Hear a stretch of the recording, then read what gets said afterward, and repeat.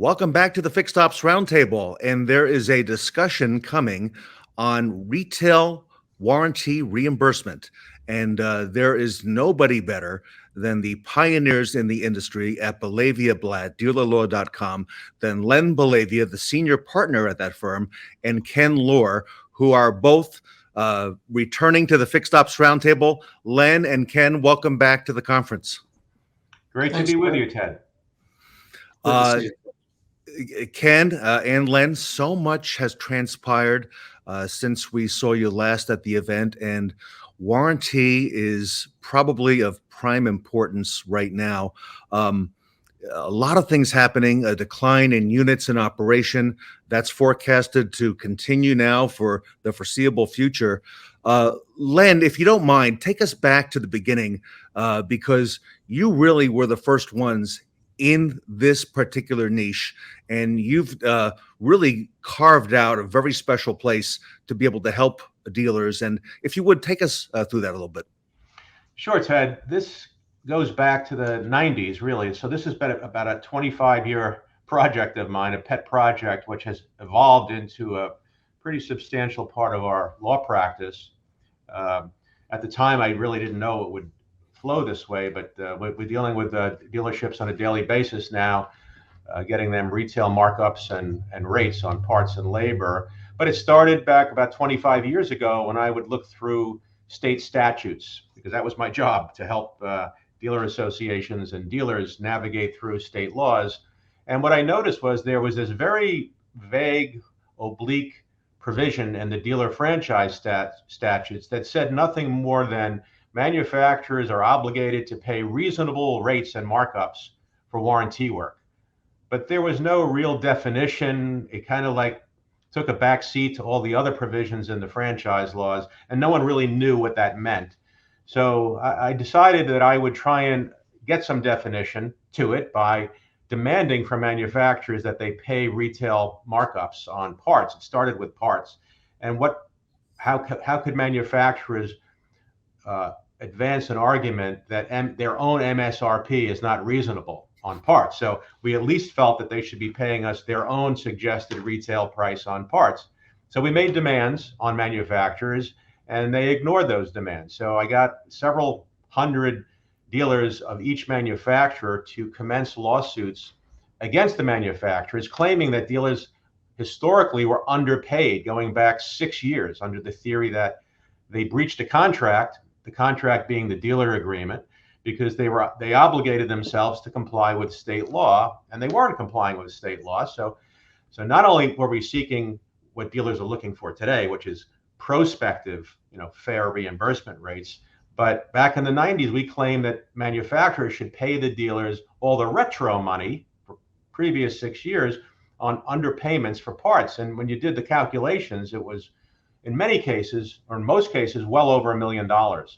So we brought these cases against the various manufacturers. Manufacturers saw, or they were concerned that they would have to come to the table with lots of money. So eventually we settled all of these cases, but not before it opened the eyes of the manufacturers and the dealers that this was a very profitable part of the dealership that was going ignored. And it's funny how it's gone full circle now, because not to jump too far ahead, but now we're at a point where the service department is becoming the most important department in the dealership for a lot of reasons related to COVID and the chip shortage and EVs. And dealers are really focusing on fixed ops now because customers are keeping their cars for a variety of reasons. The most prominent one is they can't find a replacement car at a reasonable price. So they're servicing their vehicles, and Ken, I'm sure, will explain why even customer pay becomes relevant to applying for retail reimbursement, because that's the benchmark that is used to establish what dealers are entitled to for parts and labor under warranty. So those cases that I brought in the 90s culminated in manufacturers saying, well, we don't want someone like Belavia to go out there and make a living out of suing manufacturers for retail reimbursement.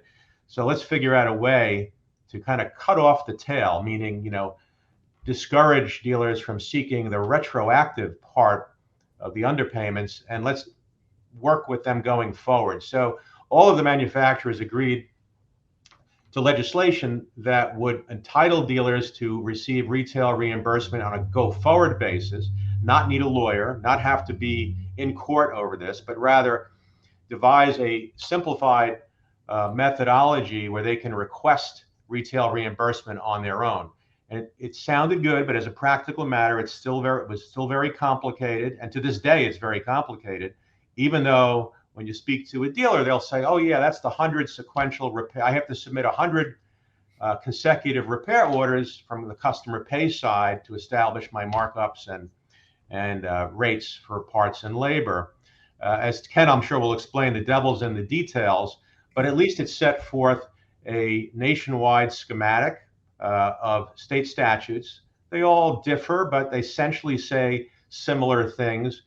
But the bottom line is it entitles dealers to apply for retail reimbursement for warranty. And the eye-opening piece of this is I think a lot of dealers, and this is just the nature of the business, are more front-end focused. Yes. How much can we make on the front-end sale of a car? And the back end was the service department was always the tail that came along with the dog.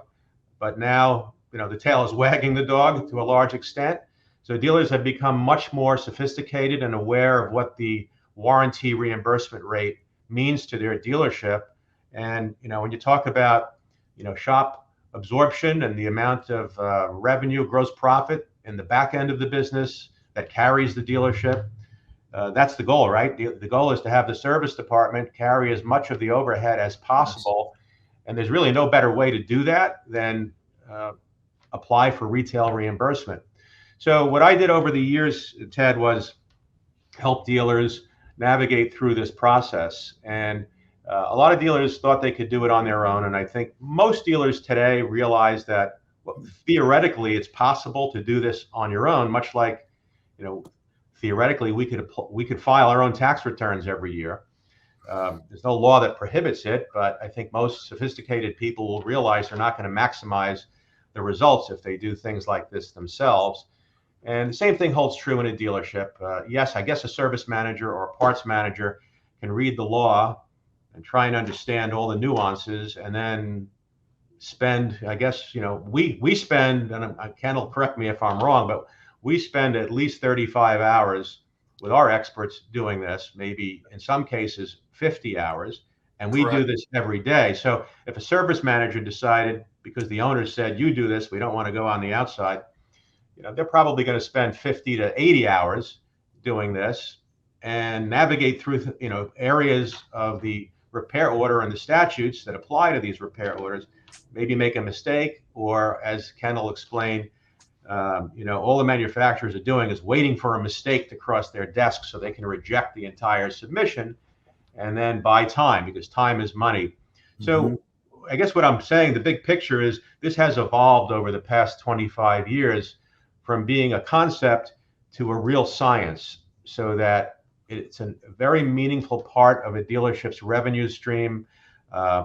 It's a landscape filled with landmines, because manufacturers don't fight back. They don't retaliate. They don't reject this. I mean, it's become a daily business. I mean, every manufacturer has a department, an internal department that receives these applications. So it's just another day at the office for the manufacturer. But their job is to try and find errors in the submission so that they could A, kick it back and buy time, or B, hopefully discourage a dealer and have him throw up his arms and say, oh, the heck with this, I'm not gonna go through it. But once we get our clients' attention as to what it really means in the overall scheme of things financially, they pay a lot of attention to it. And I think now we're at a stage 25 years later where dealers are aware that not only do they have to do it to get a fair markup for parts and labor under warranty, but they have to keep up with it every few years, because as they raise their customer pay rates, door rates, for example, on the labor side, well, they have to follow that. They have to track that on the warranty side and resubmit. And most states entitle dealers to resubmit at least once a year, sometimes even more than that. So, many of our clients come back to us. So we do these submissions both for new clients and repeat clients who understand that it's important that they reapply for, at least for labor, on a regular basis. So again, this is a department in a firm, and we maintain it really is the practice of law because you're navigating through a state statute. The manufacturers, when they receive these, have their attorneys review them. So it's kind of a fool's play to try and navigate this on an attorney's level unless you're an attorney. So what I did over the past several years is try and assemble what I consider to be, the A team in submitting these. So I don't mean to embarrass Ken by espousing his virtues, but I've identified, and I think most people in the industry will identify Ken as the subject matter expert on warranty reimbursement submission. So Ken is the director of retail reimbursement in our firm and oversees every single submission that is prepared by our analysts for quality control. And the reason for that is because, as I said, even the slightest of mistakes will result in the entire submission being kicked back. So while it's good to have some, technical support in these submissions, software can get you to a certain point, but there's a jump-off point where there's no substitute for a manual review, and I mean every single repair order. So dealers should not be fooled by these gadgety technology software programs that purportedly, with the push of a button, will get you the result you need. Those are aids, but they are not a substitute for the way Ken has set up this department in the firm. So I know I've taken you through 25 years and the policy behind it, and the thinking and how it's evolved. But it's become more relevant in 2022 because of all of the changes that dealers are facing, and even with the advent of electric vehicles. There's a mistaken belief out there that, well, there's less moving parts in an electric vehicle, so I guess it really doesn't matter anymore. To the contrary, in the first few years of EVs, there's going to be an awful lot of diagnostic time trying to figure out how to repair these vehicles. And if a battery does go bad, that's a $4,000, $5,000, $6,000 part. So you want to make sure you're getting retail reimbursement for a battery that needs to be replaced. So there's been a lot of articles written on the subject of how important retail reimbursement will be, even if EVs take hold and gain market share over the next 10 years or so. So what has become kind of a back end thing that dealers didn't pay attention to is really now on the front burner. So I guess when I was doing this 25 years ago, I can't say I knew this would happen, but be that as it may, that's where we are now. So Len, it sounds like you have leveled the playing field for dealers. And Ken, you've seen it from the retail side up front. Ken, give us a little background. Tell us what's at stake for dealers right now going into the balance of this year and into next. Well, Ted, you alluded to UIOs, decreasing, and I think that's become quite apparent right now since the pandemic and supply chain issues. Obviously, we don't have any inventory on the new car side, so we're selling a lot of used cars. So warranty traffic is starting to go down with the UIO counts going down. So it becomes even more important to maximize your warranty claims. And it continuously surprises Len and I and other members of our staff of the dealers that have never submitted for retail reimbursement ever.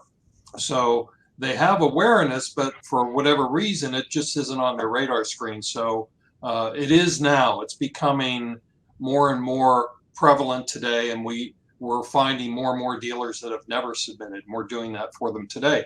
And Len mentioned that, a lot of dealers will say, hey, Mr. Service Manager or Parts Manager, let's try this at home. Let's see if we can handle this. And I can tell you, like Len said, it takes us 40 plus hours to do one statutory submission. So, if you're asking your service manager or your parts manager or your fixed ops director to find those 40 hours, and that's if you're really good at it. So let's just say it's probably 60 hours because they haven't done it before. So find that time to do that while you're still trying to run your business.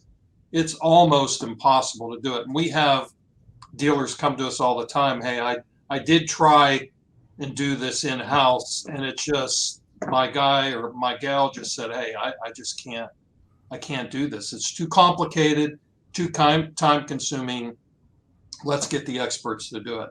And like Len said too, it's just fraught with, landmines and booby traps everywhere that you have to avoid because the manufacturers are looking for ways not to pay you. They're not looking for ways to pay you. So if they can find an opportunity to reject a submission, they'll do that. So we refer to this as not horseshoes. It's got to be perfect. So there's lots of things to talk about in the retail warranty reimbursement field. Lots of things that that people aren't aware of. So we like to have these discussions just to bring the awareness level up, so we can give everybody the opportunity to make a choice and who they're going to have do their work for them on the statutory submission side. So, Len, it would seem to me, like you said, that the manufacturers have departments that handle this on a regular basis, and there are obviously lawyers involved on the side of the manufacturer looking at these submissions. And like you and Ken just said, they're looking for any possible thing to reject that claim. Len, when you interact on behalf of the dealer and file this and do the research and do those many hours of looking at those repair orders, it's not obvious to the OEM, though, that the dealer has retained a law firm to do that. You're doing this really transparent. You're doing this for the dealer. Tell us a little bit about how you do that. Sure. We do this work behind the scenes, and I'll tell you why. Having represented dealers outside of the warranty world, but just in general, corporate matters and franchise related matters, dealers are very sensitive to the idea that they do not wish to look adversarial or confrontational with a manufacturer. After all, it's the idea of this partnership between the manufacturer and the dealer. So they don't want to have a lawyer sitting next to them unless it's absolutely necessary. So we built our whole submission process around the framework where the dealer signs off on this and sends it in. We do all of the work behind the scenes, but we don't want the manufacturers, or at least the dealers, to feel as though that they're doing something adversarial. It's not adversarial because they get these submissions in on a daily basis. It's a regular course of business at the OEM level, but we don't want to have the dealer feel any sense of discomfort in having us do it. Having said that, I think it's in the dealer's best interest to have a professional do it, because the manufacturers know full well when they receive one of these submissions whether it was done professionally or whether it was done in-house. And if it's done professionally, the manufacturers probably will not going to spend as much time scrutinizing it because they understand they're not going to find errors. If they get one in that clearly looks like it was done in-house, they're going to spend a lot more time trying to plug holes in it and find errors, because keep in mind, when we do these submissions, we've calculated the average increase on parts and labor to a dealer who hasn't done this before to be over $200,000 per year. And that's recurring. This is not an annual recovery. This is in perpetuity. So the dealer picks up $250,000 in a year. In 4 years, that's $1 million. So when the manufacturers get these submissions, they're investing their time to try and discourage dealers from going forward. So if they find mistakes and kick it back, their hope is that the dealer will just say, all right, this is not worth it. It's too much time being invested. If I just had my service manager spend 50 hours and now he has to spend another 50 hours, maybe I'll just give up. So it's a numbers game to the manufacturers to a large extent. So, I think the point is dealers should realize that there's more involved. I mean, this is a huge revenue stream. Some dealers say, well, I need to sell 100 cars a month, right? Well, this is like selling 150 cars a month. So Wow. Sometimes you have to persuade dealers by speaking their own front end language to have them appreciate what the significance of this is. Another approach that I think a lot of dealers will appreciate, and we've seen responses to this, well, they look at their dealerships in terms of what's the blue sky value of the dealership. So if we can get them $250,000 a year more, and most dealers think about that in terms of what's the multiple in a blue sky formula. Well, that's an extra $1 million, right, of blue sky, just by doing this submission and getting that extra revenue in. So the states that have come on board, even though I've gone back 25 years in my explanation, the reality is all 50 states have only recently come on board with these state statutes. As recently as 2020, California, the largest dealer population, just passed their legislation. So California is one of the newest states in the country that has a retail reimbursement statute. Illinois, another very large state, just came on board with an amended statute last year. Kentucky, just a couple of years ago. So sometimes it sounds like this has been on the books forever, but the reality is, depending on which state that a dealer is in, they may only have very recently gotten the benefit of these statutes. So they're just doing this for the first time. Other states like New York and New Jersey and some other states have had it on the books now for 15 years. So those dealers in those states are doing the repeat submission. So, and Len, how often can they do that? That was a question I have, that repeat submission. Yeah, well, it's at least once a year in most states. A couple of states don't even have that type of a cap. But as a practical matter, you're not going to increase your labor rate that much in 1 year to justify multiple submissions the same year. So, our thinking is that dealers should revisit it and at least check in with us and see whether, based on their increases in their door rate, it would justify a resubmission. We'd say every 2 years at a minimum, and more likely, probably 3 years, but it's worth checking into every couple of years. It's all based on the strength of the customer pay repair orders that a dealer may have at the time they do their first submission. So some really astute dealers will, especially now that the service departments are getting busier and busier with customer pay work, they should pay close attention. And Ken is the guru on counseling dealers, not only in the submission, but also preparing them for the submission, sometimes 3 and 6 months before they do it, so that the customer pay repair orders are in good enough shape to support a submission on the warranty side. So it's more of an art than a science. So we have our clients contact us all the time. We don't ask for a penny. We just say, listen, let us help you get in shape so that when the time comes 3 months or 6 months from now, you'll have a very healthy set of customer pay repair orders. Look, they have to be reasonable, because if you can outfox yourself too as a dealer, if you jack up the prices of your labor rate, and you won't have customers on the retail side either. So it's not that you're cheating the system. You're just making sure that you have a very healthy data set on the customer pay side, so that when you do the warranty submission, you're dealing from a position of strength. That's why no dealer should go into this process without a little preparation, because you might have the best of intentions, but find out that your customer pay side is heavily discounted, or the repair orders are not being generated properly, and discounts aren't being posted in the right places on the repair orders. Mm-hmm. That's why, I said earlier, the devil is in the details. So Ken becomes the dealer's best ally for that 2 or 3 or 4 months while they're preparing for the submission. And Ken, it would sound to me that with all the preparation and the care that you take to make sure that this is done properly by the professionals, that this is probably the most profitable thing a dealership could potentially do now going into the future. With all the things that we talk about here at the Fixed Ops Roundtable, there's nothing more front and center, Ken, than this. 100%, Ted. And it's the proverbial low-hanging fruit. So you got to grab it, but as these statutes become, more prominent, we have 50 statutes now. Every state has a statute. They evolve too. So they're ever changing. Len alluded to Illinois statute, which was just amended this year, and it was a huge amendment. And one of the things that's being addressed is flat rate times.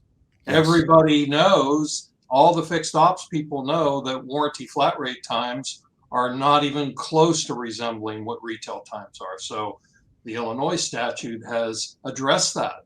So there are other things. The awareness is becoming more and more on the legislative side, and the dealer associations are starting to get involved. So amended statutes are commonplace. So we're seeing that now as this evolves. So it's important to have somebody on your side that has access to that.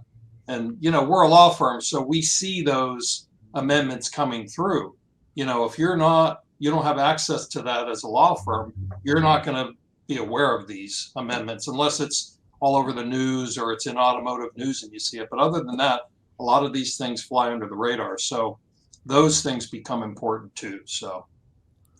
Well, if I'm a dealer, I would want Len Belavia and Ken Lure working on my behalf to make sure that I'm maximizing everything that I need to. Ken, talk to us a little bit about that, because I'm sure, as Len mentioned, historically, and you've seen it as well, dealers have thought, maybe I could have my service manager, my fixed ops director do it, but they're busy. They're busy steering the ship. They don't have the time for this right now. Take us through real quick how you guide them, how you get started. What are the first steps for a dealer? Well, as Len mentioned, preparation is so very important. And every one of the statutes today, you have to account for the net price paid by the customer.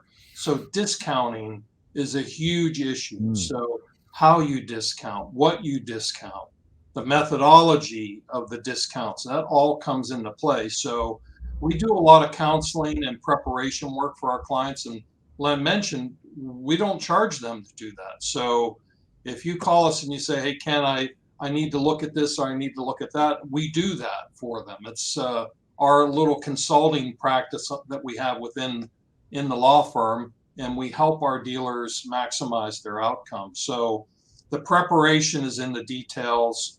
The other thing to consider is the time factor. I know we keep talking about that, but when you start thinking about the 50 hours that it might take a service director to do this, over a period of time, it probably takes him 2 months, him or her 2 months to get that 50 hours to do it, right? So you're waiting and you're leaving gross profit behind, assuming that it gets approved the first time. So, it may be 2 months of wait time before you get it completed. And if we're at the typical $250,000 a year, that's $20,000 a month. You've left $40,000 behind while you're trying to get that done. So that's another consideration too. So there's lots of moving parts in retail warranty reimbursement, and we're just here. We're all fixed ops people. We're all car people. Everybody on the law firm side, we're all car guys and gals. So we understand the business. So that's who you want to have on your side. So that becomes really, really important. And Ken, I respect your retail background. I know, and Len's family has been in the dealership business, for a long, long time.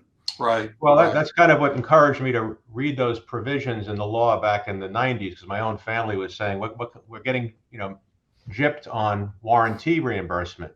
So that's what prompted me to take a look and see, well, what does each state say? And most states didn't have reference to retail rates. They just had this oblique term about manufacturer having to be reasonable. So it wasn't a New York problem. I just focused on New York because that's where my family's dealerships are or were. And lo and behold, it was the same language in just about every state. So the statutes had no teeth to them. And that's why we kind of embarked on this road. And we've gone full circle now, and dealers seem to be aware of it. We get calls all the time. What's this all about? And the biggest question we seem to get, although it's waning now, is, well, am I going to suffer retaliation, if I do this? So we becoming persona non grata with the manufacturers. And I have to tell you, and we keep in touch with all of our clients after the submission is completed. We have never had an episode of a manufacturer retaliating. Look, manufacturers can do a lot of things where it's not so overt in terms of retaliation. They could play with inventory allocations. We haven't seen that. I mean, the manufacturers have the right to audit sales and service payments to dealers. They do. If anything, I think it puts dealers in a safe harbor, because no manufacturer wants to be caught retaliating against the dealer, because the state statutes are very punitive in favor of dealers and against manufacturers for that type of behavior. I mean, it talks about punitive damages and attorney's fees. So manufacturers are sensitized not to retaliate. And quite as I said, now that all 50 states are on board and most dealers in these states are being pretty aggressive about pursuing these remedies. It's just another day in the office at the manufacturers, so they don't have the inclination to say, "Oh, this dealer in Kentucky decided to submit. We're going to figure out a way to retaliate." If they don't provide a fair allocation of vehicles to all the dealers that are doing these submissions, well, they're going to lose market share. So they'd wind up shooting themselves in the foot.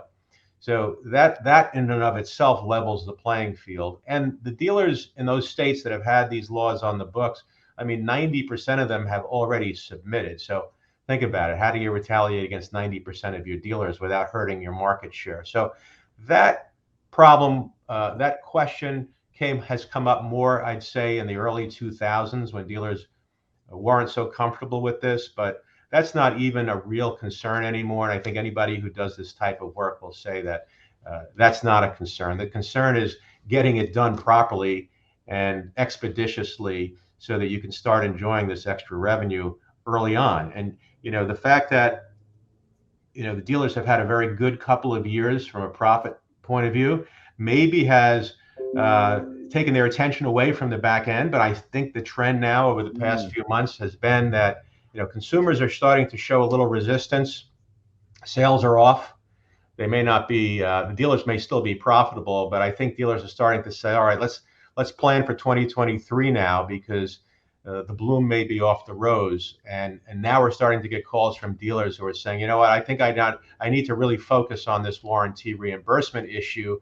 I can't expect these grosses on these cars to continue forever on the front end." So there's a second awakening of dealers that are paying close attention to retail reimbursement now. All right, Len, how does our audience reach out and contact your firm to get started and learn more about what you can do for them?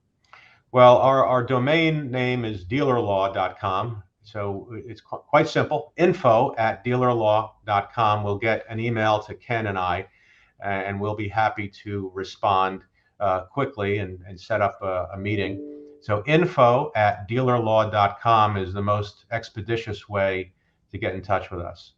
Great. And I know you're both here on LinkedIn and you're very active. And I tell you, I learn so much every time, Ken, you and Len are on the program. So on behalf of the Fixed Ops community, I want to thank you for all you do for the industry. And Ken and Len Belavia, thank you so much for being with us here today. Thanks, Ted. Thank you, Ted. Always great to be with you. Len Belavia and Ken Lohr from Belavia Blatt here today at the Fixed Ops Roundtable.